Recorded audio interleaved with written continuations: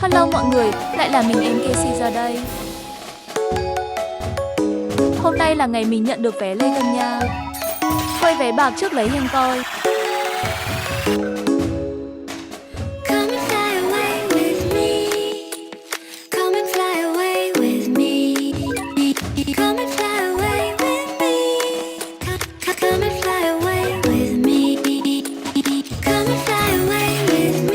Ra gì đây?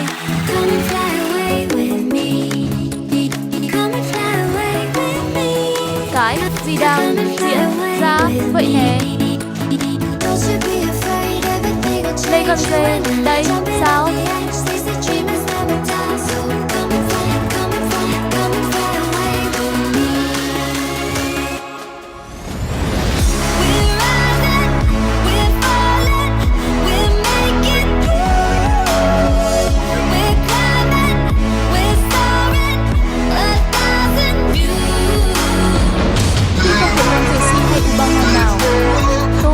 Đây rất là vui rồi.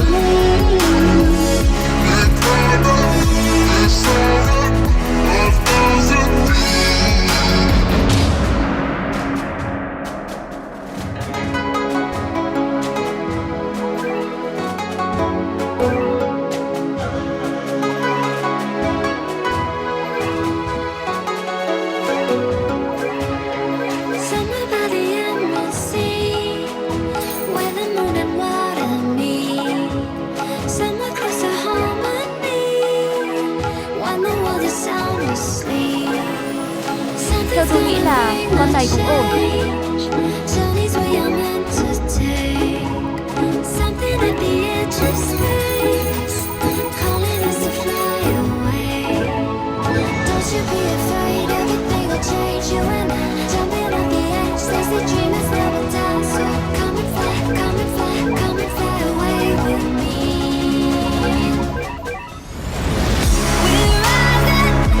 Mà còn chưa 1 triệu ấp pin nên mình phải luôn luôn cho nó.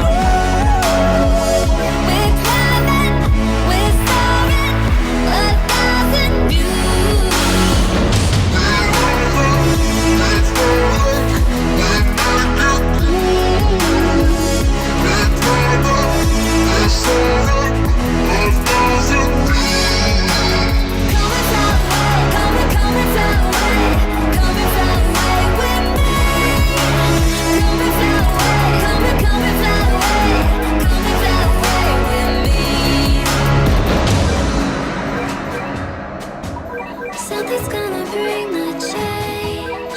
Journeys we are meant to take. Something at the edge of